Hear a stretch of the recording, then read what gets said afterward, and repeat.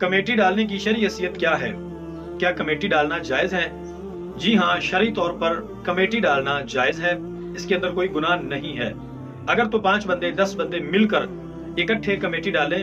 اور ان 10 بندوں کی رقم اگر ایک بندہ قرآن اندازی کے ساتھ وہ بندہ لے لے، استعمال کر لے، اور اس کے بعد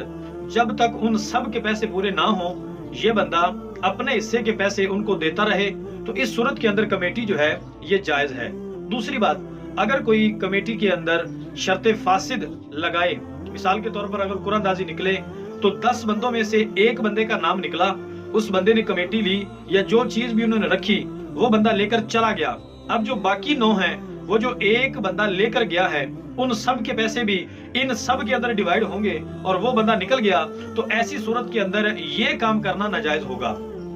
ایسی صورت تو جو ہے وہ کمیٹی کی صورت نہیں کہلائے گی، بلکہ اس کے اندر